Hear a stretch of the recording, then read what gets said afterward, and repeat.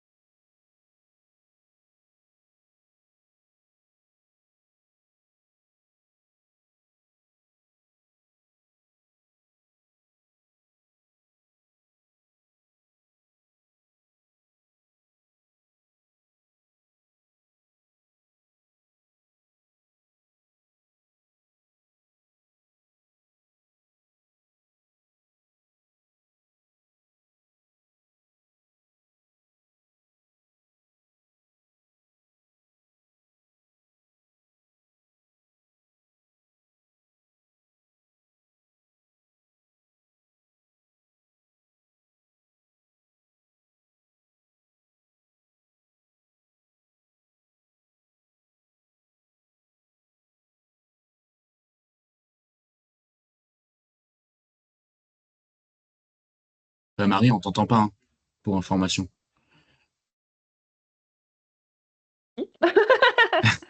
T'aurais pu le dire. J'ai pas Oui, tilté, j'ai pas tilté. c'est pas grave, c'est pas grave.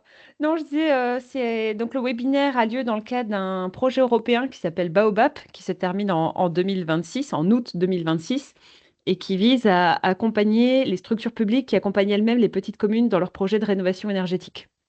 Donc, on travaille beaucoup avec des syndicats d'énergie, des ALEC, des EPCI, des agences d'ingénierie, etc., et d'autres structures de ce type.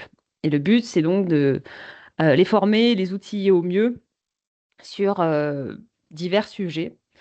Donc, il y a un accompagnement au niveau des régions, en particulier Auvergne-Rhône-Alpes avec Aura 2E et l'Occitanie avec la REC Occitanie. Donc, Daniel est ici présent. Et on a aussi d'autres sujets très thématiques sur lesquels il y a eu des expérimentations qu'on vous restitue un peu au fil de l'eau. Donc là, je vous présente les sujets sur lesquels on travaille et sur lesquels on produit des outils qui seront accessibles à la fin du projet gratuitement pour tout le monde et en accès libre. Donc, on travaille sur les thématiques du SDIE adapté aux petites communes, qu'on appelle aussi conseil en gestion immobilière énergétique, avec le syndicat de l'Allier. La GEDEN qui travaille sur la phase programmation, en prenant en compte vraiment la thématique de la sobriété. Le CIAN qui travaille aussi sur l'assistance à maîtrise d'usage, mais contrairement à ce que vous allez voir aujourd'hui, plutôt sur la partie cahier des charges et recrutement d'un prestataire pour réaliser cette mission. La LTE, bah, vous verrez, c'est le sujet du webinaire d'aujourd'hui. Je ne vais pas m'étaler dessus tout de suite. Le CIGERLI qui a travaillé sur un accompagnement technique de type commissionnement avec une offre de financement couplé de type Intracting. Et le Ciel qui a travaillé sur la partie mécénat territorial. Donc, c'est des thématiques très précises, très pointues sur la rénovation des bâtiments publics pour les petites communes. C'est un peu des thématiques sur lesquelles il n'y avait pas eu encore trop de documentation ou d'expérimentation, mais qu'on pensait quand même nécessaires. Et on arrive en fin de projet, donc il y a des ressources disponibles. Donc sur la partie accompagnement du CIGERLI, vous allez retrouver sur ce site, je mettrai les liens peut-être dans le chat si vous voulez y avoir accès directement. Vous allez avoir l'enregistrement du webinaire de restitution du CIGERLI qui a déjà eu lieu, ainsi que les ressources. Même chose sur la partie analyse patrimoniale pour les petites communes, donc qu'on appelle, donc, comme je disais, conseil en gestion immobilière énergétique, version SDU petites communes, où il y a eu des formations déjà sur ce sujet d'ailleurs, à Lyon et à Toulouse. Et toutes les ressources, enregistrement des webinaires, formations, outils sont disponibles sur le site internet. De manière générale, on bascule toutes les ressources qu'on produit sur le site baobab.fr. Vous avez des informations aussi sur les webinaires et ce qui va se passer sur le LinkedIn du projet. À noter aussi sur le sujet de l'assistance à maîtrise d'usage, vous avez la semaine prochaine, le 4 mars, une restitution du coup de l'AGDN, qui est une agence locale de l'énergie en Isère, sur tout leur travail sur la phase programmation, comment prendre en compte les besoins des usagers dans les petites communes, comment estimer l'état d'un bâtiment globalement avec les élus, et leur travail avec notamment le CAUE de l'Isère. Il y aura même un retour d'expérience d'une commune le 4 mars. Je vous ai mis le lien d'inscription ici, je le remettrai dans le chat. Retour d'expérience aussi du CIEN sur la partie cahier des charges AMU en avril. On vous donnera la date dès qu'elle sera fixée. Et du CIEL, donc syndicat de la Loire, sur leur expérimentation pour le mécénat en mai. Et vous aurez aussi assez rapidement la date. À noter deux dernières dates. Le 24 juin, on sera aussi présent aux Assises de la transition à Dijon pour faire un atelier, un petit jeu sur le SDIE pour les petites communes. Et si vous êtes intéressé par globalement ces sujets, on sera tous présents le 18 juin à Lyon pour la conférence du fin de projet européen, où on vous présentera aussi en une fois tous les résultats et vous pourrez surtout poser toutes les questions et interagir avec toutes les structures et aussi avec la REC Occitanie et Aura 2E. Voilà. C'était assez rapide. Je vais vous remettre tous les liens. Donc, il y a l'enregistrement, mais je vais vous mettre tous les liens aussi dans le chat. Si vous voulez vous inscrire, notamment au webinaire du 4 mars, eh ben, avec plaisir. Et puis, ben, je vais laisser la main à Pierre et à Jean.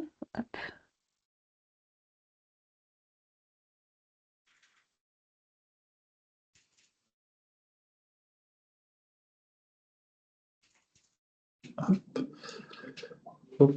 Bonjour. Non, oui, bien. Confirmé. Du coup, bonjour à tous et à toutes. Je suis Jean Lassus, je suis le pilote du pôle accompagnement des collectivités et des entreprises à l'ALTE 69 et je suis avec. Et donc moi c'est Pierre Trenus et je suis économe de flux dans ce pôle-là, à l'ALTE 69. Un rapide sommaire, du coup, on va vous introduire ce que c'est que l'AMU, la présentation de la LTE. La grande partie de la présentation va tourner autour de la boîte à outils. C'est les différents outils, démarches, méthodologies qu'on a pu développer grâce à ce programme.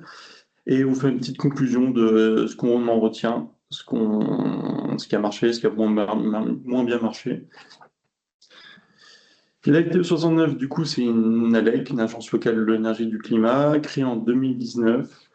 Elle a pour particularité de réunir tous les territoires, tous les EPCI du Nouveau-Rhône, donc c'est le département du Rhône, enfin c'est le 69 hors métropole de Lyon. On est composé de 4 pôles, l'un stratégie climat des territoires, l'accompagnement technique des collectivités et des PME, la mobilisation de tous les publics et habitat privé. On est composé de 30 personnes travaillent à l'LTE pour à peu près 21 ETP. Contexte, comment on en est arrivé là aujourd'hui? Entre 2019 et 2022, on a participé à un peu de notre programme européen qui s'appelait BAPORA, qui a permis de structurer l'accompagnement qu'on réalise auprès des collectivités. Celui-ci, on l'a voulu le plus complet possible, avec une visite, un état des lieux, une analyse des consommations, la scénarisation de plusieurs actions de travaux, une estimation des coûts et des aides financières, et tout ça avec une analyse en coût global sur 20 ans. Le but étant d'apporter une vision globale du projet au maître d'ouvrage afin qu'il puisse prendre des décisions éclairées. Mais on a constaté que, en fait, on avait quand même pas mal de projets qui nous revenaient ou des projets qui avaient bénéficié d'une rénovation globale et performante. Et le résultat est assez mitigé parce qu'on a le bâtiment continuait à consommer beaucoup d'énergie, les usagers étaient assez insatisfaits, on avait des problèmes qui persistaient, des nouveaux qui apparaissaient. Donc c'était assez problématique de notre côté de se dire on promouvoit la rénovation globale, si à la fin, on ne résout pas tous les problèmes. Du coup, on a voulu investiguer cette maîtrise d'usage dans notre accompagnement. Très vite. Du coup, pour poser le cadre un petit peu, nous, on se pose en tant que facilitateur auprès des communes et notre objectif, c'est d'aider les porteurs de projets dans leur démarche. On ne va pas se substituer à un professionnel de l'AMU, à une AMO ou un maître d'œuvre ou un bureau d'études. Je vais dire ça. Un instant. Je ne vois pas. Excusez-moi. Le but, c'est d'outiller du coup ces petites et moyennes communes dans l'intégration, dans la démarche de l'AMU, dans leur projet. En tant qu'ALEC, on est souvent confronté, le but c'est pas de se mettre en opposition ou remplacer un professionnel, c'est plutôt d'assister à faire que ça se passe au mieux un projet de rénovation. Je passe.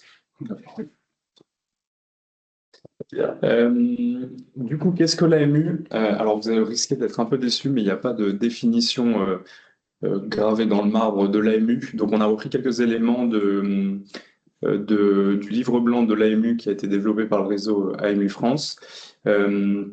L'objectif de l'AMU, en fait, c'est d'adapter les bâtiments aux usagers et non d'adapter les usages aux bâtiments. Donc, c'est des choses qu'on peut observer parfois où dans un bâtiment qui vient d'être rénové, en fait, ça répond pas complètement aux besoins des usagers et donc les usagers se retrouvent à devoir s'adapter à comment le bâtiment a été conçu ou rénové.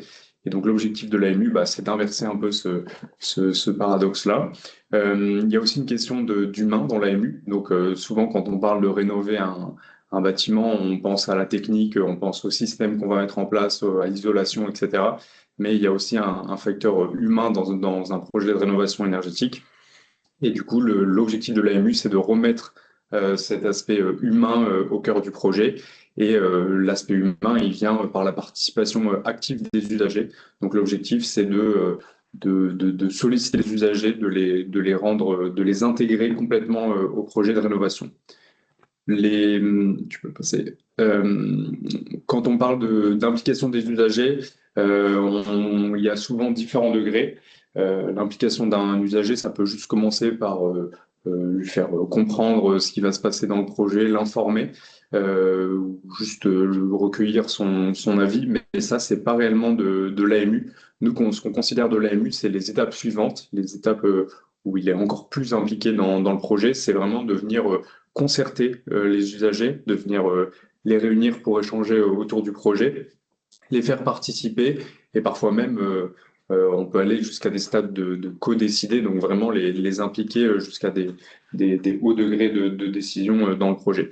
Donc voilà, l'AMU, ce qu'il faut retenir de cette échelle-là, c'est vraiment qu'elle commence quand on commence à concerter les usagers et pas seulement quand on les informe. Si on met juste 3 affiches sur un mur expliquant l'utilisation du bâtiment, on ne peut pas considérer que c'est de l'AMU. Pour notre accompagnement, on a décidé de créer une boîte à outils. L'objectif étant, comme l'a dit Jean, d'outiller les petites et moyennes communes sur ces questions d'intégration des usagers au projet. Donc pour ça, on a développé une boîte à outils qui est à destination à la fois des structures accompagnatrices comme la nôtre, une ALEC, ou les syndicats d'énergie, etc., mais aussi les porteurs de projets en interne au niveau des communes. Notre objectif étant pour nous que ces communes s'approprient ces boîtes à outils, s'approprient ces enjeux, la thématique d'intégrer les usagers pour pas forcément avoir besoin de nous à chaque fois. Pourquoi? On a dit faciliter l'intégration des usages et cette boîte à outils, elle prend la forme de différents outils qui sont adaptés à chaque phase. En fait, on a découpé l'accompagnement d'un projet en différentes phases, de la phase définition à la phase sélection de maîtrise d'œuvre, travaux et après l'exploitation. Et donc, pour chacune de ces phases-là, on a identifié des outils qui sont pertinents pour intégrer les usagers tout au long. Le premier outil dont je vais vous parler, c'est la frise chronologique. Donc, c'est un peu l'outil de base qui nous sert pour présenter la démarche auprès des élus quand on a fait des accompagnements. Donc, l'objectif, c'est l'AMU, c'est pas quelque chose de commun, on va dire, et parfois, les élus n'étaient pas forcément sensibles à ces questions-là. Donc, l'avantage de cette frise, c'est qu'elle vient présenter le rôle et les différentes étapes à chaque étape du projet. Et on associe les différents outils en phase de chaque étape du projet. Donc on voit qu'en phase d'émergence, c'est une phase où on va avoir toute la partie du recueil du ressenti des usagers. On rentrera un petit peu plus dans le détail par la suite, mais du coup, c'est vraiment une phase où on vient recueillir tous les besoins, concerter les usagers, les faire échanger au travers de différents ateliers, des questionnaires, etc. Et c'est une phase où il y a une grosse partie de communication, de mise en place d'un groupe usager. Enfin, voilà, Jean vous en parlera un petit peu plus après. Ensuite, quand on passe en phase de conception, là, on est plus sur la discussion avec le maître d'ouvrage, le maître d'œuvre et quelques usagers. Mais du coup, on vient utiliser ce qui a été récolté durant la phase émergence, tout le ressenti et tout ce que les usagers ont fait remonter. Il y a une partie aussi de présentation de tout ce qui va être plan, système. Enfin, voilà, on vient aussi transmettre de l'information sur le projet auprès des usagers pour leur faire comprendre pourquoi ça se passe comme ça et permettre encore une fois de recueillir leurs ressentis. La phase chantier, c'est une phase sur laquelle les usagers vont être moins sollicités dans le sens où en phase chantier, ils vont moins pouvoir exprimer leurs besoins, etc. Mais c'est plus une phase où ils vont être sensibilisés, formés, enfin pas formés, mais sensibilisés. On va leur montrer ce qui est en train de se passer pour qu'ils comprennent pourquoi dans un chantier il peut y avoir des désagréments et ça va un peu perturber leur usage du bâtiment. Donc voilà une phase où voilà, ils essayent de comprendre ce qui est en train de se passer. Et enfin, la phase d'exploitation, phase très importante et souvent un peu oubliée, de prise en main du bâtiment. L'objectif étant là que les usagers s'approprient complètement leur bâtiment et permettre un usage qui derrière atteint les performances qu'on espérait atteindre sur une rénovation, par exemple.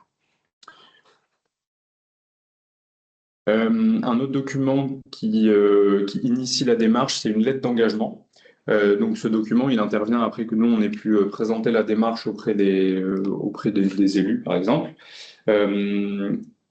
Dans une démarche de sollicitation des usagers comme ça, il est impératif que la commune nous accorde de la disponibilité. Donc c'est-à-dire qu'il faut qu'elle puisse consacrer du temps à cette mission-là et qu'on ait des ressources humaines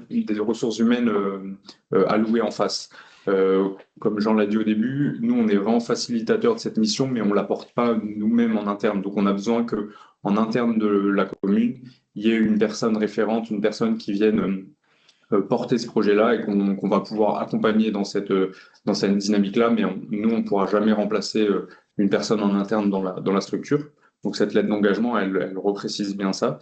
Elle assure aussi la légitimité de la structure accompagnatrice. Donc, quand on vient pour faire un atelier où on recueille le besoin d'usagers, on a besoin que la commune derrière s'assure qu'on soit bien reçu, que les personnes en face soient bien prévenues sur les enjeux autour de cet atelier-là. Donc voilà, cette lettre d'engagement, elle permet de bien cadrer ça. Et cette lettre d'engagement, elle permet aussi de faciliter pour nous le travail de collecte des données, de mise en relation avec les usagers. Donc voilà, s'il y a l'étude des consommations, s'il y a besoin de former un groupe usager, d'échanger avec un petit groupe, voilà, la commune, elle vient nous faciliter ce travail-là parce que en interne, c'est elle qui aura beaucoup plus de contacts. Complète un petit peu la lettre d'engagement. C'était un document qui était aussi présent dans Bapora. Avant de lancer un accompagnement, on sait que ça va prendre du temps et il n'y a rien de plus démotivant que lancer quelque chose et au final se dire que on va plus être contacté ou ignoré ou ils vont entre guillemets bâcler le travail qu'on est en train de faire. Du coup, on a repris vraiment la même méthodologie qu'on avait pour Bapora. La lettre d'engagement, on l'a fait signer entre le maître d'ouvrage et nous, la structure accompagnatrice. Un autre document du coup, que vous retrouvez dans la boîte d'outils, c'est ce qu'on appelle un schéma de prise de décision. Donc, en amont, encore une fois, avant que la mission à proprement parler commence, on a eu besoin d'avoir ce document qui précise le rôle de chacun. En effet, la mission d'AMU, ça va recouvrir beaucoup de personnes, entre la maîtrise d'œuvre, le maître d'ouvrage, l'exploitant, le gestionnaire du bâtiment, les différents usagers, qui peuvent être très larges. Ce document, que vous verrez un peu par la suite, reprécise qui doit faire quoi à quel moment. Du coup, clarifier le rôle. Il prend cette forme-là, donc c'est un tableau Excel, où aux différentes phases d'un projet, Nous, on a fait une proposition. Le but, c'est que ça soit amendable et complété, que ça soit en tout cas décidé en amont et clair auprès de tout le monde. Entre le maître d'ouvrage, le maître d'œuvre, la structure accompagnatrice, les usagers, qui fait quoi à différentes phases, les attendus de chacun. Entre la rédaction de documents, la mobilisation à certaines tâches, la participation à certaines réunions. Voilà, ce document qui doit être fait en amont permet d'impliquer les usagers, rassurer chacun des parties.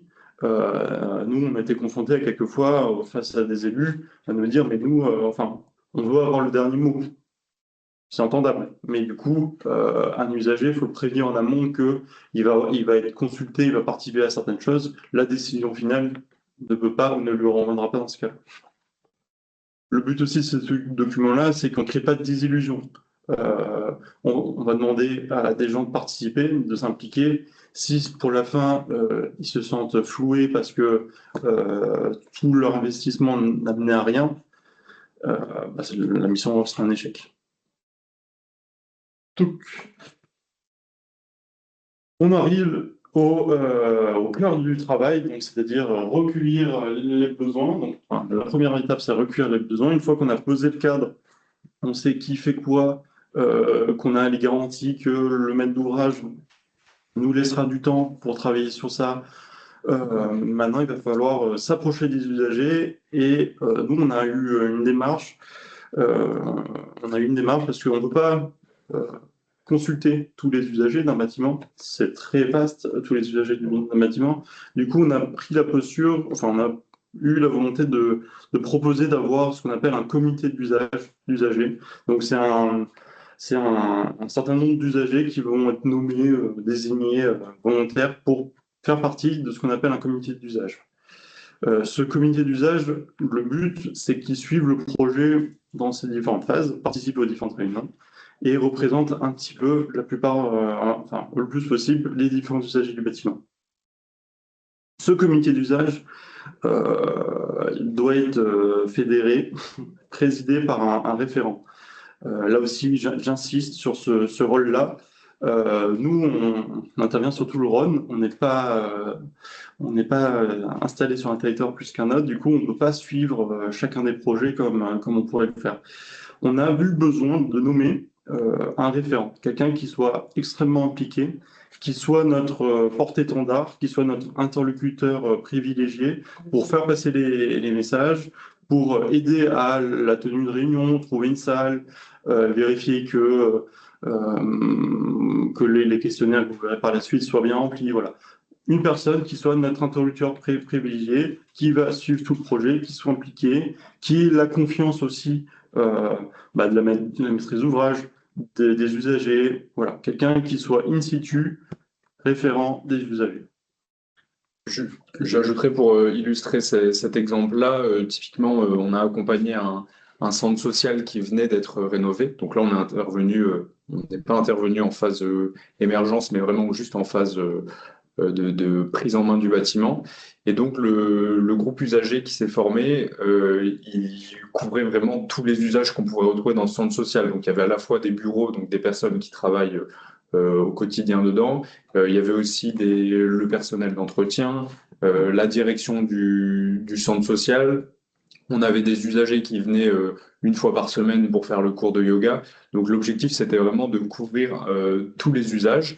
Et cette constitution du groupe usager, elle a été portée en interne par le directeur du centre social, qui était bien intéressé par ces questions de prise en main du bâtiment, de sobriété, de faire en sorte que les usagers du bâtiment se sentent bien dedans. Donc il a bien pris en main le sujet, il a réussi à constituer un groupe intéressant et donc ça a donné lieu à des échanges plutôt intéressants et un bon retour des usagers d'avoir été consultés, même si bon, ils ont été consultés qu'en phase d'exploitation et pas en amont. Oui, ce que nous avait précisé, c'était un peu la méthodologie qu'on a appliquée pour le programme. Il a duré 3 ans, il durera 3 ans pour son intégralité. Il était impossible de suivre un projet du début jusqu'à la fin. Du coup, dès le début, on a considéré que on devait choisir intervenir le plus possible pour avoir un retour d'expérience intéressant, mais on est intervenu à différentes phases de différents projets. Voilà. Donc, le cas que ça citait Pierre, c'était à toute fin d'un projet où les usagers n'avaient pas pu être consultés en amont. Dans la boîte outils, du coup, vous retrouvez ce qu'on appelle un guide pour la personne référente. Pareil, la même chose, c'est qu'on mâche le travail pour que chacun sache ce qui lui est attendu. Donc, il y a un petit guide, il prend une page ou deux. Vous ne nous entendez pas bien? Ça hache. Ça hache un peu. Tu viens de couper la vidéo, c'est ça? Pour voir si ça marche mieux? Non, la vidéo, elle fonctionne. Ouais, bah peut-être en la coupant, parce qu'elle frise aussi un petit peu, si elle se trouve, Hop. ce sera plus fluide. Je sais pas. Là, j'ai coupé la caméra. On verra si le son est mieux. Ah, c'est bien. Du coup, oui, différents outils, vous retrouvez dans différents beaux outils, les outils dédiés au comité d'usage ou à la personne référente. Le recueil de besoins. Là, on attaque un document extrêmement important. On considère qu'il y a deux façons de faire complémentaires pour recueillir le besoin. Un travail dit individuel où on va questionner les usagers indépendamment sur tout un tas de questions. Du coup, on a mis au point un questionnaire qui est assez conséquent. Il est composé de 60 questions. Il faut en général 20 minutes pour y répondre. Donc c'est un document assez large et complet, mais on a voulu quelque chose de plutôt complet, avec la contrainte que ça applique. On sait qu'un questionnaire, il faut savoir l'exploiter. Du coup, ce qu'on a aussi sur quoi on a travaillé, c'est une grille d'évaluation de ce questionnaire. On s'est fait aider de psychosociologues pour déjà bien cadrer les questions et aussi comment interpréter les résultats de ces différents questionnaires. Là, je ne dirais pas mieux que aller voir dans la boîte d'outils à quoi ça représente, parce que c'est encore une fois un beau document qui explique question par question quel est l'objectif, comment on peut analyser la réponse, qu'est-ce que ça veut dire, quels sont les concepts et théories en lien avec le comportement planifié, l'attachement au lieu, la satisfaction environnementale, qu'est-ce que veut dire en fait ces réponses-là. Le but, c'est que ce ne soit pas la personne qui analyse les questions qui fasse son interprétation du résultat, mais plutôt d'avoir quelque chose d'assez objectif là-dessus. Et on l'a aussi décliné à sous forme d'atelier enfant. Donc c'est un questionnaire assez important. On a beaucoup intervenu pour des écoles. Un questionnaire de 60 questions qui prend 20 minutes pour des enfants de moins de 14 ans, c'est pas vraiment réalisable. Du coup, on a fait une trame d'atelier où ça peut être la maîtresse d'école qui fasse passer cet atelier-là avec les enfants, avec une façon assez pédagogique d'exprimer les résultats. Et j'ajoute des exemples de réponses qu'on a pu avoir dans une école.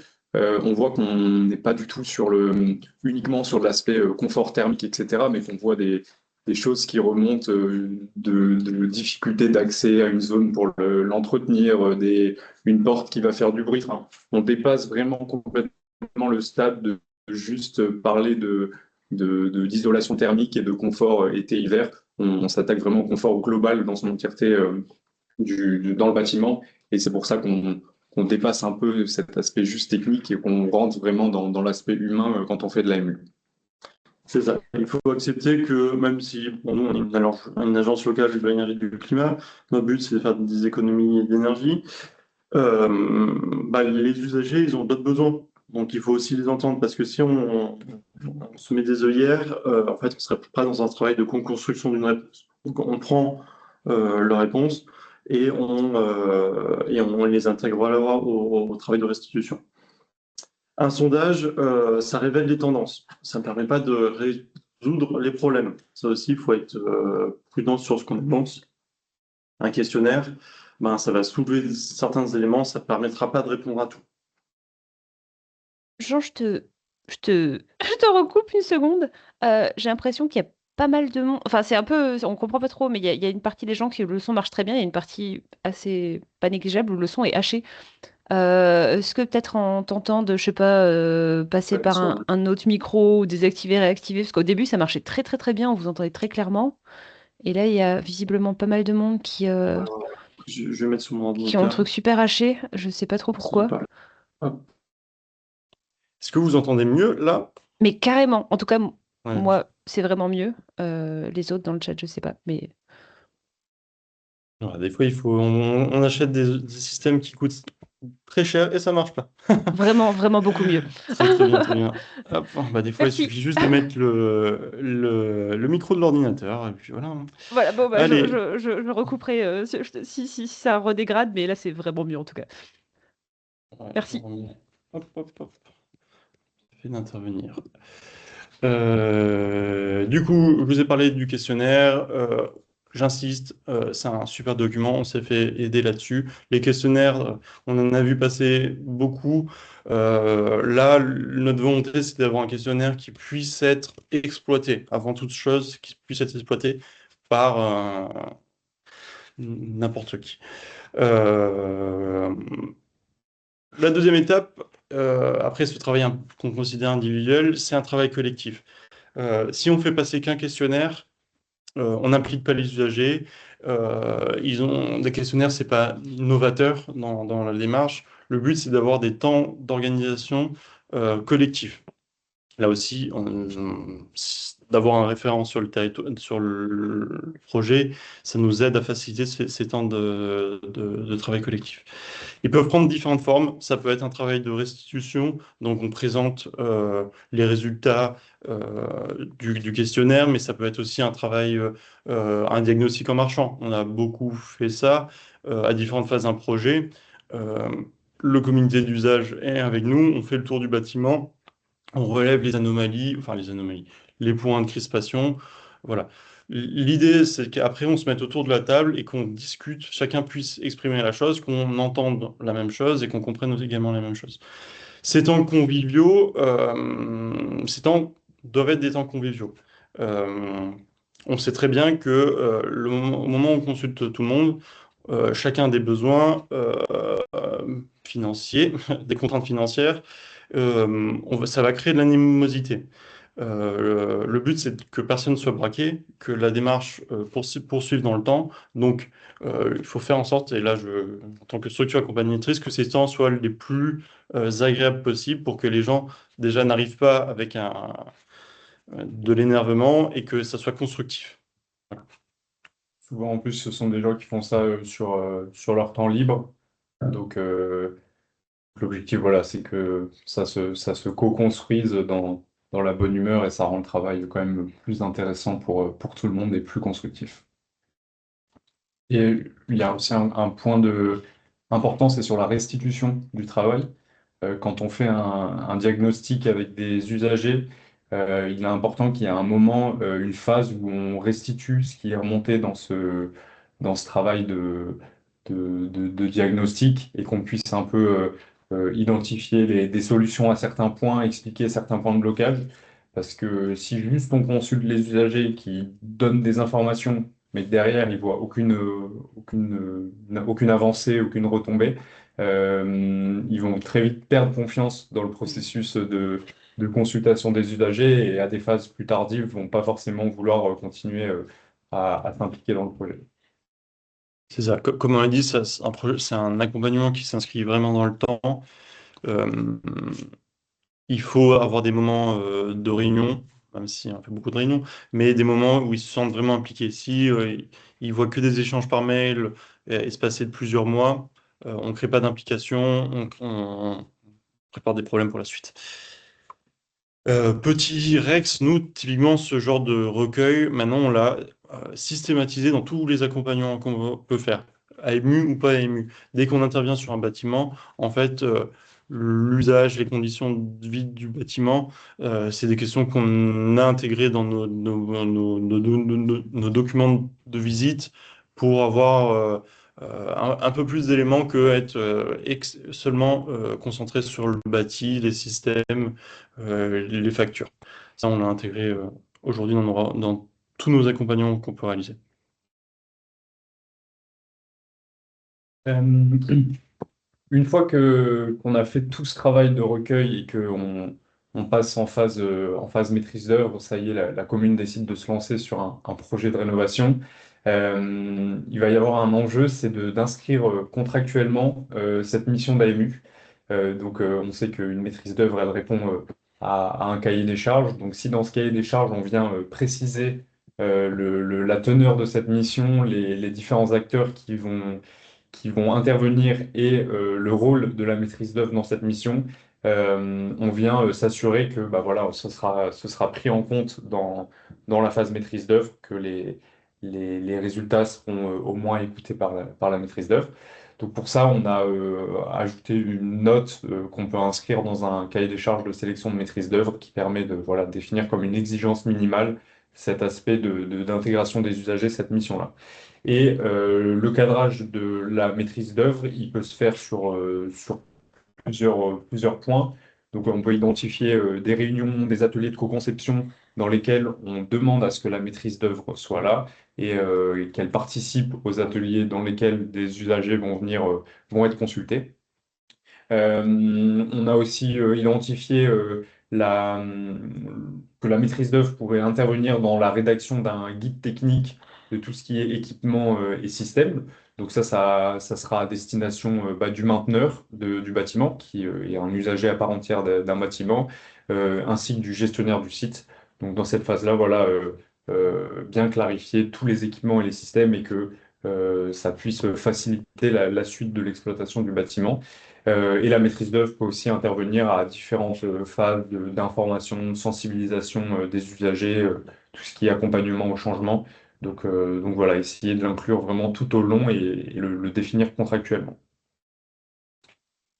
Vas-y. J'en rajoute quelque chose. Là aussi, cette note-là, c'est la poursuite de ce qu'on avait dans Bapora, où lorsque on avait beau faire le meilleur rapport pré-diagnostic et que la maîtrise d'œuvre derrière en faisait qu'à sa tête, pour garantir que l'ambition du projet soit maintenue, si c'est indiqué dans le cahier des charges, ben, le maître d'œuvre devra le respecter. Voilà.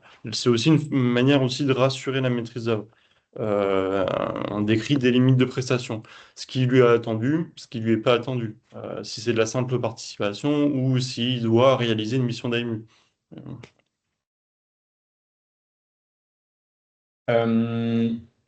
Ensuite, en phase d'exploitation, là aussi, il y a un grand enjeu autour de l'implication des usagers. Pour ça, on a fait réaliser un cahier des charges par un bureau d'études, un cahier des charges de sélection d'une entreprise d'exploitation maintenance. Donc, c'est un cahier des charges plutôt classique. Nous, on est sur des petites communes, donc on est plutôt sur du P2. On a mis une option avec intéressement. Et dans ce cahier des charges-là, on a décidé d'inclure aussi tout un paragraphe sur comment le mainteneur peut être inclus dans cette mission d'AMU. Donc on représente les grands enjeux en disant, voilà, il y a soit en interne, soit une structure accompagnatrice va porter cette mission d'AMU et de consultation des usagers, mais le mainteneur a aussi un rôle dans cette démarche-là. Donc, il peut participer à certaines réunions et ateliers.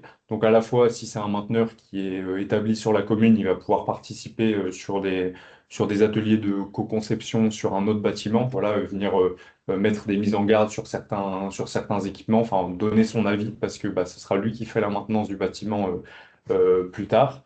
Il peut aussi participer à de la formation des usagers sur différents équipements. Donc si les usagers ont la main, pas forcément tous, mais si quelques usagers, les gestionnaires du bâtiment ont la main sur des équipements qui permettent de piloter le chauffage, par exemple, bah, ils peuvent venir les aider à prendre en main ces systèmes-là. Et il peut aussi intervenir dans une phase qui est l'écriture du guide usager. Donc le guide usager, on le détaille juste après. Le guide usager, lui, il a pour but de permettre aux usagers, de faciliter aux usagers la prise en main du bâtiment. On s'est rendu compte que souvent, des usagers qui arrivent dans un bâtiment qui vient d'être rénové, un bâtiment neuf, ils vont pas forcément comprendre à quoi servent tous les boutons. Il y a des brasseurs d'air, à quoi ça sert un brasseur d'air. Enfin voilà, il y a plein de petits éléments qui Nous, en tant que, on va dire, professionnels de ce milieu-là, on va pas forcément se rendre compte qu'un usager lambda ne va pas réussir à comprendre techniquement comment ça fonctionne. Donc l'objectif de ce guide d'usager, c'est de venir balayer un peu les différents systèmes auxquels il va avoir accès pour lui permettre de les prendre en main, lui donner aussi des bonnes pratiques sur l'utilisation du bâtiment. Donc, qu'est-ce qu'il faut faire en été, en phase de canicule, pour essayer de limiter l'entrée de chaleur dans le bâtiment. À l'inverse, en période de chauffe, quels sont les bons réflexes à avoir. Donc voilà, l'objectif, c'est de balayer un peu tous les aspects d'utilisation du bâtiment et de permettre à l'usager de prendre mieux en main ce bâtiment. Une des difficultés qu'on rencontre autour de ce guide usager, c'est la diffusion de ce livret. Euh, dans un bâtiment, il peut y avoir des usagers qui sont là 5 jours sur 7, qui l'occupent, qui y travaillent, donc qui vont avoir un peu plus de temps potentiellement pour voilà, prendre en main le bâtiment, lire un guide usager par exemple. Mais dans ce même bâtiment, il peut y avoir des usagers qui viennent une fois par semaine pendant 2 heures et qui vont pas s'amuser à lire un guide sur comment fonctionne le bâtiment. Donc il peut y avoir plusieurs niveaux de lecture et d'information, et il y a un enjeu autour de comment on réussit à diffuser ces informations même à des usagers qui vont pas forcément occuper longtemps le bâtiment. Et donc, on parle souvent de nudge, les petites affiches qui encouragent des comportements sans être forcément, enfin, sans obliger. Donc voilà, ça peut être des exemples d'outils pour toucher tous les usagers.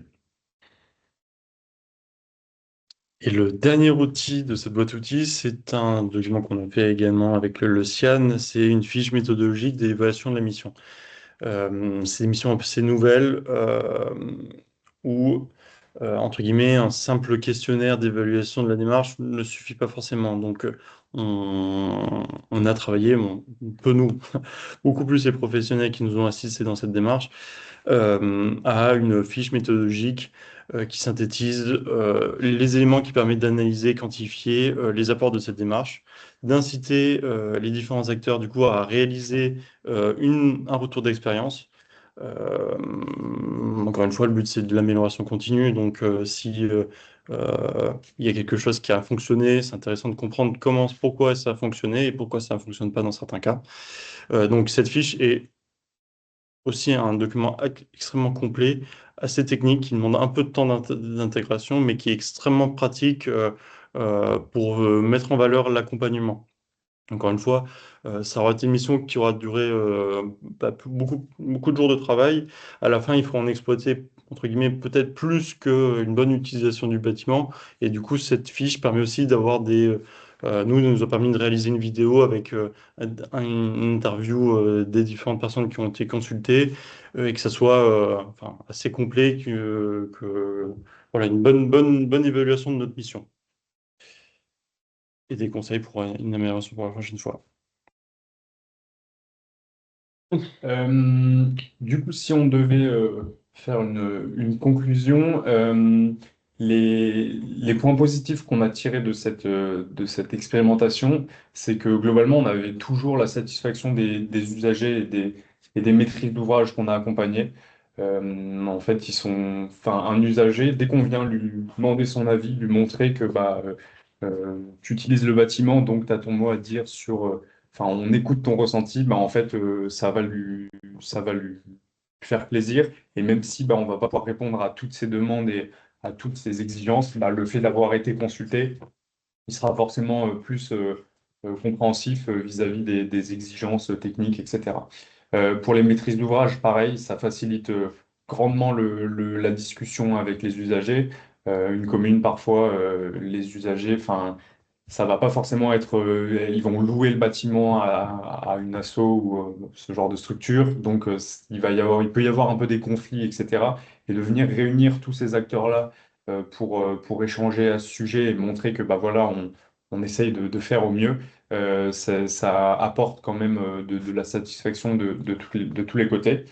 Euh, Notre objectif pour nous, ce serait de pouvoir continuer de proposer des missions. Alors, on on ne parle pas de mission d'AMU parce que on estime qu'on n'est pas non plus des professionnels de l'AMU, mais de pouvoir continuer à aider les petites et moyennes communes à s'approprier cette thématique-là et de mettre de l'humain au cœur de le projet, de venir solliciter leurs usagers dès qu'elles ont des projets. Donc voilà, on voit complètement la pertinence de faire ça et on espère pouvoir continuer de le mettre en place dans nos accompagnements.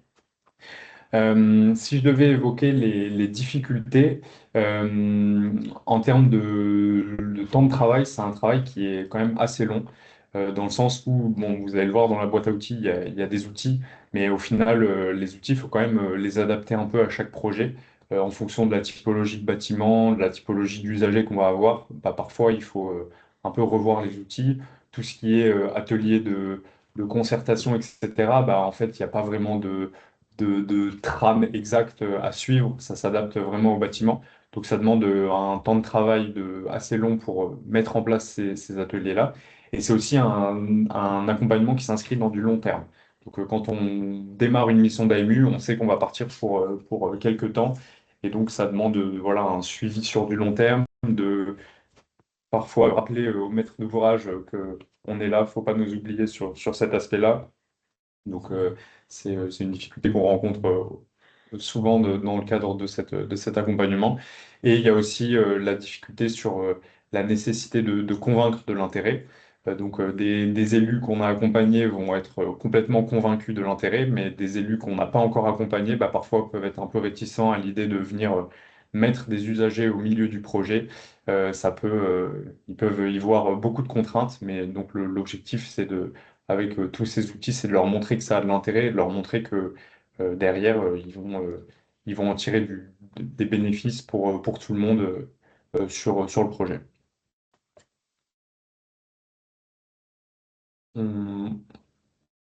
Quelques ressources. On a une ressource qui est assez précieuse qui s'appelle le réseau AMU France, sur lequel on plein de ressources différentes, notamment le livre blanc de l'AMU qui permet vraiment de voir des exemples d'accompagnement et tous les concepts autour de l'AMU. Donc c'est assez intéressant si jamais vous avez envie d'approfondir encore plus ce sujet. Dans le cadre de Baobab, on a fait aussi une vidéo sur un accompagnement. Donc, c'est deux écoles qui sont sur notre territoire dans lequel on a intégré les usagers.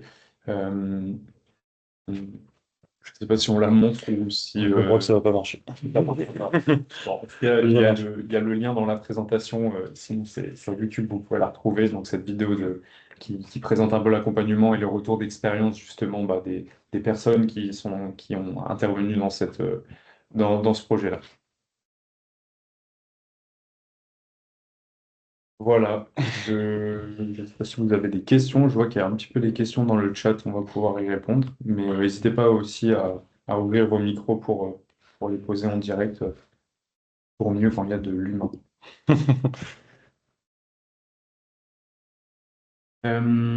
Première question, quel est votre retour d'expérience de manière générale sur l'implication des usagers et leur motivation dans le temps, surtout sur leur temps libre? Dans le cadre de notre participation au programme Cube École, on a du mal à solliciter les instits pas dispo pendant le temps scolaire et difficile à solliciter pour des réunions hors temps de travail. Euh, alors, je sais que ça, c'est une difficulté qu'on avait rencontrée sur des écoles, notamment d'instits qui ne voulaient pas forcément qu'on vienne s'intégrer, enfin venir perturber leur programme. Elles ont des temps quand même assez restreints pour faire le programme et donc venir rajouter ce genre d'atelier, ça pouvait un peu poser problème. Donc, il me semble pour moi que c'était les usagers où on avait le plus de mal. Par contre, sur d'autres usages, dès qu'en fait on vient comme on l'a dit tout à l'heure, les solliciter et leur faire un retour sur l'intérêt de cette sollicitation, en fait, ils comprennent cet intérêt-là et ils restent motivés enfin, à continuer à être sollicités, à continuer à intervenir sur ce sujet-là. Donc voilà, il y a un enjeu autour de réussir à les solliciter et leur montrer l'intérêt. Et pour cela, du coup, c'est très important au début d'avoir l'aval des décideurs. Du coup, quand c'est une mairie, si on a l'aval du maire pour consacrer du temps des employés pour ça, pour participer à ça, c'est beaucoup plus simple que dans d'autres cas où on n'a peu d'impact, on ne peut pas toucher directement les usagers là-dessus. Sur leur implication dans le temps, pour maintenir du coup une implication de leur part, il faut entre guillemets, on ne fasse pas de blanche et qu'ils en tirent quelque chose à différentes phases. Tant que le projet n'est pas fait, du coup, ce ne sera pas sur l'amélioration de vie du bâtiment, mais au moins qu'on démontre que ce qu'ils ont fait remonter est inscrit quelque part, que ça a été vu par un élu, un maître d'œuvre, qu'une réponse a été formulée, voilà. Qu'on arrive très tôt dans le projet, notre but, c'est que au programme, certaines choses soient indiquées. On ne peut pas tout mettre, pas forcément, on ne peut pas résoudre les problèmes dans le programme, mais s'il y a un véritable souci fonctionnel, ça soit indiqué dans le programme. Et avec ça, on maintient du coup l'implication des usagers. Il y a aussi je reviens sur la partie instit, il y a eu des cas de figure aussi où en fait c'était déjà très conflictuel entre la commune et l'école sur des problèmes techniques, voilà, une école qui a des problèmes de chauffage, etc. Donc souvent, nous, quand on arrivait, on pouvait arriver un peu dans un terrain un peu hostile, on va dire, ce qui est normal, parce que il y a eu des problèmes liés au bâtiment et forcément, au bout d'un moment, les personnes perdent patience. Donc il y a ce travail un peu de réussir à regagner la confiance et à expliquer vraiment l'intérêt de la démarche. Mais donc voilà, ça peut arriver aussi de rencontrer cette difficulté-là. Est-ce qu'une sollicitation de l'inspection d'académie pour obtenir un remplacement des instituteurs, institutrices sur une demi-journée est envisageable pour libérer du temps aux usagers? Là, encore une fois, c'est pas à nous de répondre à ça.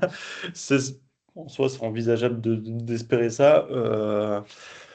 Nous, encore une fois, on propose, ça doit être volontaire. Est-ce qu'il peut y avoir des dispositions qui soient mises en place pour faciliter ça? Très certainement. Est-ce qu'aujourd'hui, l'académie prévoit du temps pour ça? Je ne sais pas. Peut prévoir du temps pour ça, je sais pas. Une question sur le temps. Ouais. Quand on parle d'accompagnement sur le long terme, est-ce que vous pouvez nous préciser une fourchette? 2 à 4 ans? 2 à 4 ans, 2 à 4 ans, ça peut être le projet pour un projet de rénovation d'une école ou d'une mairie. Notre intervention, du coup, elle va essentiellement intervenir au début. Euh, En fait, ça va dépendre à quelle vitesse va le projet et à quelle complexité il peut avoir. Si on intervient tout au début, on fait un diagnostic en marchant au début avec les usagers, on fait passer des questionnaires, on fait une réunion de restitution des besoins, des problématiques, on inscrit au programme. Déjà, ça peut demander facilement 10 jours de travail pour un accompagnateur, pour une structure accompagnateur. Après, nous, notre volonté, c'est que si le programme, tout a été bien indiqué et que, entre guillemets, ça roule de leur côté, ils n'ont peut-être pas besoin d'être accompagnés par une structure accompagnatrice. Si le programme est clair, que la note dans le cahier des charges maîtrise d'œuvre est claire, qu'il y a un référent qui pilote un peu ça, nous, si on peut laisser la main, tant mieux. Par contre, si s'il y a d'autres difficultés, évidemment qu'on peut intervenir. Mais en général, un projet, mieux il se passe, moins on a besoin d'intervenir. Plus on a besoin d'intervenir, et encore pire, plus on a besoin d'intervenir tard dans le projet, plus il faut revenir en arrière sur ce qui a été fait, apaiser un peu les discussions et tout ça. Et ça fait une partie des difficultés, c'est que en amont, on ne peut pas dire combien de temps la mission va prendre. Nous, ce qu'on annonce, parce qu'évidemment, là, c'était financé via bien un programme européen, dans la démarche pour la suite, ce qu'on va dire aux communes, à nos financeurs, c'est que on se lance dans une mission, on peut dire phase par phase combien de temps ça peut représenter. Après, on ne peut pas dire en amont, voilà, ça va coûter, prendre tant de temps. On est transparent sur notre accompagnement et sur nos limites aussi.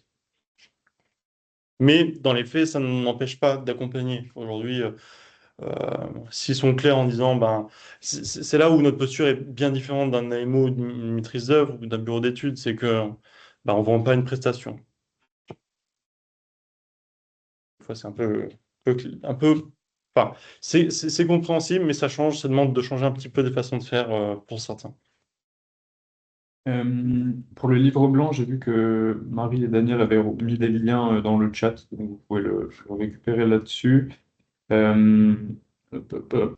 Avez-vous une base d'argumentaire écrite à destination des communes pour souligner l'intérêt d'intégrer de la maîtrise d'usage dans les projets? Oui, dans la boîte à outils, on a un document qui s'appelle Convaincre la maîtrise d'ouvrage. Du coup, tu veux la partager? Je peux partager mon partage. Ça, c'est dans un document enfin, un dossier annexe de notre boîte à outils parce que c'est pas nous qui l'avons fait, mais on l'a quand même mis dans la boîte à outils parce que bah, plutôt que de singer quelque chose de bien fait, on a préféré partager. Hop.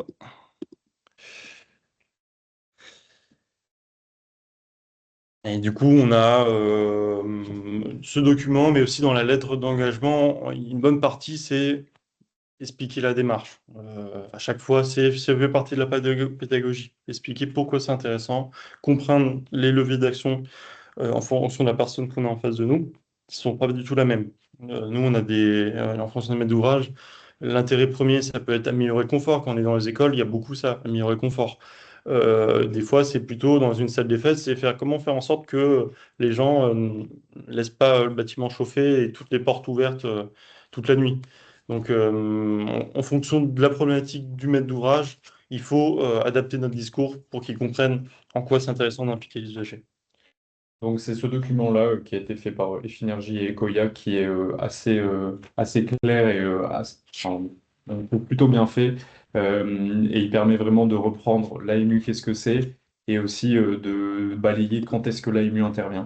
Donc on voit à toutes les phases l'intervention de l'AMU. Ça reprend un peu la frise chronologique que nous, on a développée, mais en version un peu plus détaillée.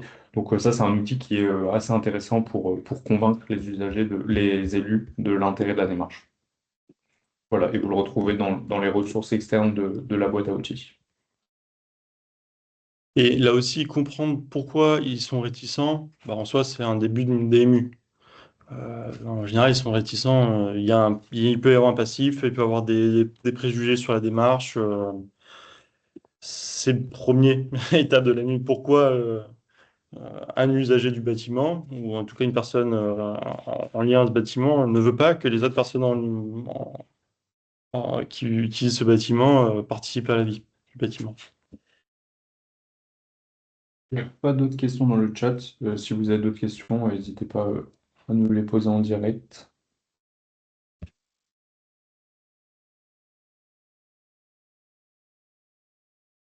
Attends, il y en avait une un tout petit peu plus haut sur comment vous vous définissez en discutant avec la commune et l'équipe de maîtrise d'œuvre, en disant que vous n'êtes pas MO, mais du coup, comment vous vous nommez? En tant qu'agence locale de l'énergie et du climat. Non, mais là aussi, il faut rassurer chacun des partis. Quand je m'adresse à un élu, je ne m'adresse pas à la même chose qu'un bureau d'études. Un élu, ben, on va lui dire que notre mission, elle est pour faciliter sa vie et l'atteinte de ses ambitions, à peu près. Quand je m'adresse à un maître d'œuvre, ben, je lui dis que j'ai fait 6 ans en bureau d'études, je sais ce que c'est qu'être en bureau d'études, je sais ce que c'est d'être à faire face à des élus, face à des empêcheurs tournés au rond. Mon but, c'est pas de rajouter du travail à quiconque, au contraire, c'est simplifier le travail de chacun. Quand on a un élu qui demande de faire rejouer 10 fois une unité thermique pour faire varier une largeur de menuiserie, bah, je vais faire comprendre au BE que bah, je vais défendre sa position, que bah, il y a certains choix, ces choses ne mènent à rien, il faut plutôt avancer vers autre chose. Voilà. Je rassure tout le monde. Mon but non plus, c'est pas de pointer du doigt tout ce qui ne va pas. Au contraire, on est dans un travail de co-construction. euh, et aussi de démontrer un peu nos capacités. On a tous un parcours d'ingé. Ce qui manque aujourd'hui un peu au projet de rénovation, c'est de l'humain, comme c'était dit. Donc on a des profils ingés, mais on a aussi des profils ingés qui sont animateurs de fresques et qui ont ces compétences d'animation qui manquent un petit peu. Quand j'étais en bureau d'études, mon travail n'était pas d'animer une réunion, pas du tout. Il était de fournir un travail sûr, clair et rigoureux, c'est tout. Mais le fait de faire remonter mes problématiques auprès des usagers, j'en parle même pas, mais au même de maître d'ouvrage, c'était pas forcément très simple. Notre but, c'est on met un peu d'huile dans tout le monde, on vole le travail de personne, ça aussi on précise bien. On n'est pas là pour voler le travail de quiconque. Et on préfère mettre l'accent sur ce qui nous rassemble, donc que le projet soit le plus ambitieux possible, aboutisse et avec le moins de difficultés possible. Un gros travail de l'AMU, c'est aussi, et de l'accompagnement qu'on peut réaliser, c'est d'anticiper les problèmes. Si on se retrouve vraiment à la fin où en APD et qu'on n'a pas soulevé un problème d'usage du bâtiment, tout le monde va grincer des dents. Alors que si très tôt dans le programme de travaux, c'était clair qu'on a une salle qui manque de luminosité, qui a un problème de confort thermique, acoustique, on facilite le travail de tout le monde.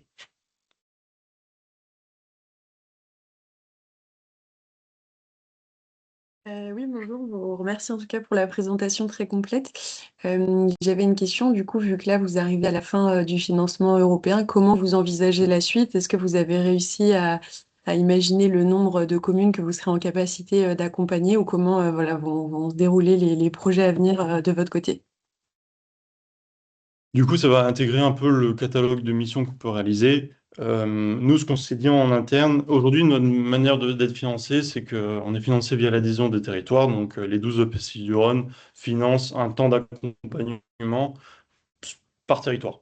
Dans ces temps d'accompagnement, on peut réaliser des analyses d'opportunités photovoltaïques qui vont prendre quelques heures ou un accompagnement un peu plus long sur un projet. En fait, on répond beaucoup aux sollicitations du terrain. Donc, on présente ce qu'on peut faire et après, on répond aux sollicitations. La complexité de cette mission-là, c'est que on va très vite dire que ça s'inscrit dans le temps, que ça va consommer pas mal de jours. Voilà. Pour l'instant, ça a l'air de bien marcher. Nous, notre posture, par contre, elle a été claire entre nous, c'est-à-dire que si on dit qu'on fait une démarche qui intègre les usagers, on ne veut pas intervenir comme on a fait pour la phase d'expérimentation, un peu à différentes phases. On a pas mal de fois, on a fait un peu les pompiers, d'intervenir quand ça allait pas, ce qui demande beaucoup de travail, beaucoup de complexité. Là, on s'est dit, on va présenter la mission dans notre catalogue de prestations, c'est pas de prestations, mais de réalisation, de mission, et on va être transparent que ça va prendre un nombre de jours à peu près estimatif par phase, qu'on ne garantit rien, et que voilà. Et que encore une fois, on peut, entre guillemets, refuser d'intervenir. Si il n'y a que un maire qui souhaite qu'on fasse ça et que aucun usager dans le bâtiment veut participer, on va pas imposer ça. La mission est par mal de base. Donc, on va être clair sur notre démarche. Très bien, merci.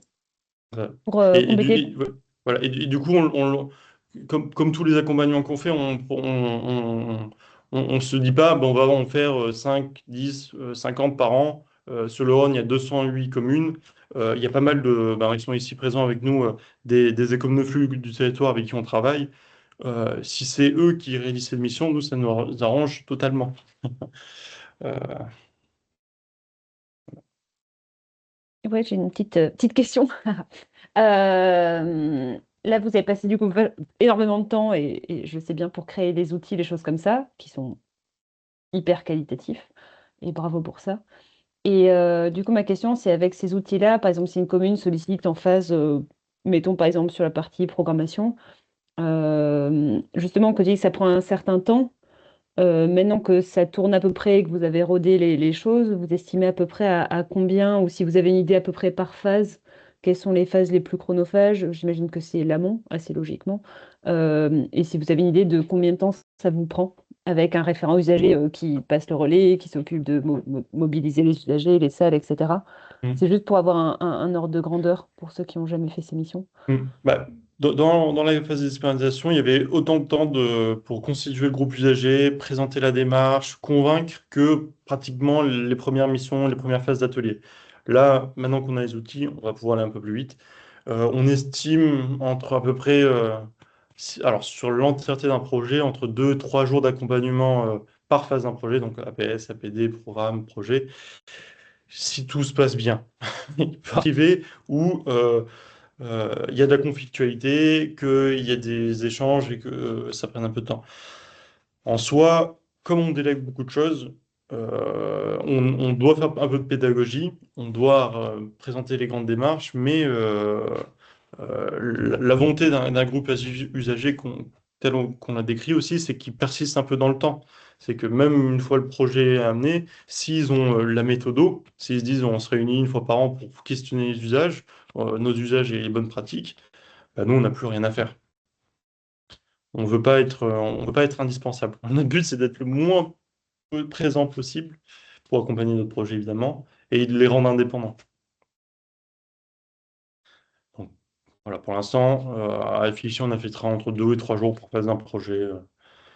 Ça dépendra de la complexité. Si on fait une salle des fêtes, c'est un peu plus simple que si on fait une école ou un complexe scolaire.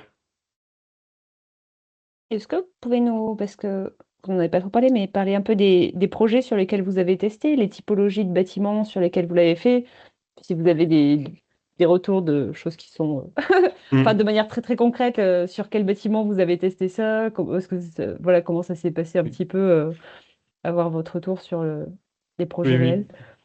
Du coup, dans la candidature initiale, du coup déposée en 2022, je pense, en tout cas rédigée en partie en 2022, on avait pour objectif d'accompagner 4 typologies de bâtiments, donc qu'on voulait représentatives des bâtiments publics, mairies, écoles, salles des fêtes et maisons des associations. Et on voulait accompagner au minimum deux typologies de bâtiments. Dans les faits, c'était très compliqué de trouver tous les typologies de bâtiments parce qu'en ce moment, on a beaucoup les écoles, un peu moins les mairies. Les salles des fêtes, c'est assez compliqué. Et les maisons des associations, encore moins. Donc, on a pu avoir des retours, un peu de comment ça se passait, les difficultés sur certains des projets, mais on a principalement, je pense, la moitié du temps, c'était sur des écoles. Parce que c'est le sujet du moment, parce qu'il y a tout un tas de financements qui aident à la rénovation des écoles en ce moment, parce que ça reste là aussi où les usagers se plaignent plus facilement qu'une salle des fêtes. Dans les retours qu'on peut formuler, bah, on a eu le cas de Saint-Bonnet-de-Mur, donc là où vous avez la vidéo. L'avantage, c'est que c'était deux groupes scolaires, un qui venait d'être rénové et un qui allait être rénové. Et on a mis, entre guillemets, tout le monde autour de la table pour discuter de savoir bah, quel retour positif ou négatif on avait du projet qui venait d'être rénové, quelle marche, qu'est-ce qu'on devait faire pour le nouveau projet. Sur ce projet-là, on avait les directrices d'école qui étaient présentes. On avait aussi le personnel de ménage, différentes phases.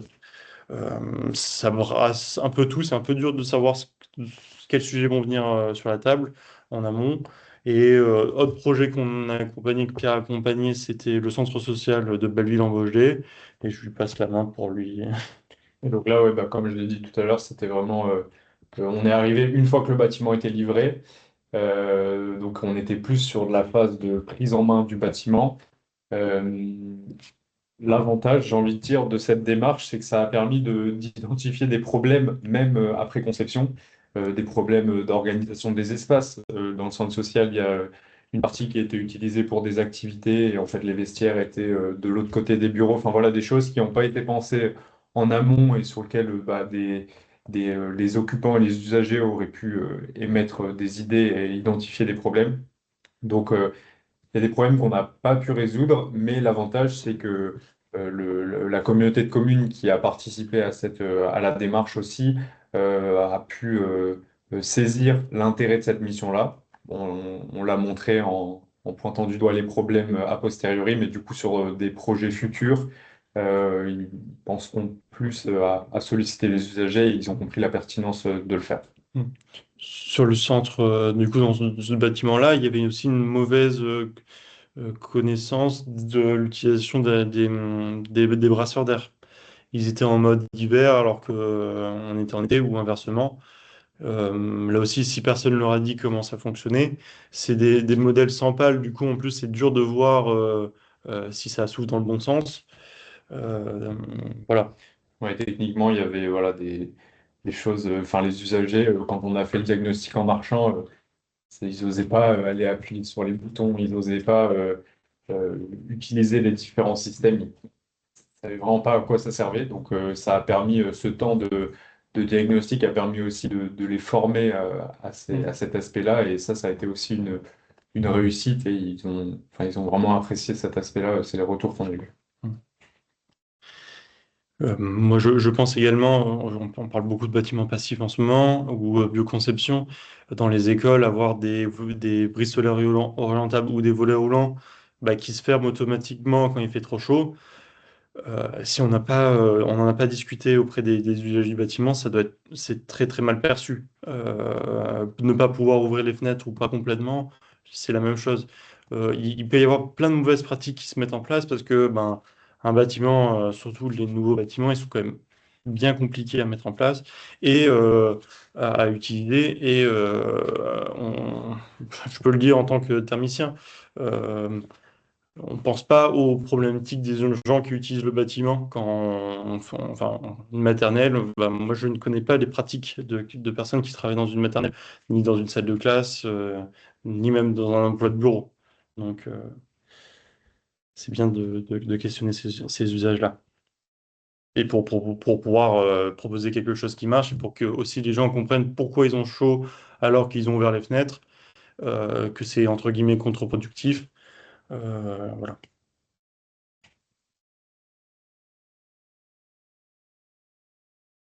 Voilà, je ne sais pas s'il y a d'autres questions. Je ne sais pas si du coup le lien de nos documents a été partagé, mais ça sera dans le PPT, si il a été partagé. Il va encore évoluer, on est en train de de peaufiner pour que ça soit homogène, complet et le plus lisible possible quand on se saisit du dossier. Voilà, donc je vous invite à conserver ce lien par ailleurs et avec quelqu'un qui redemande le lien. Et donc, il sera mondé jusqu'à la fin du programme. Et après, je pense qu'il sera disponible sur le site Baobab. Et s'il y a des questions, on reste évidemment disponible pour nous appeler. Vous aviez nos mails de contact, ou sinon vous adressez auprès de l'AREC ou R2E ou de l'ADEME.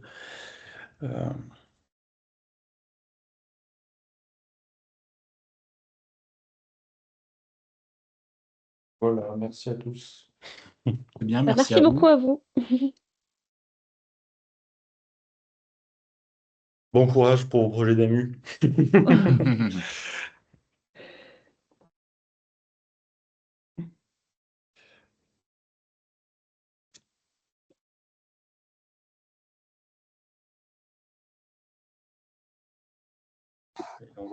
Au revoir.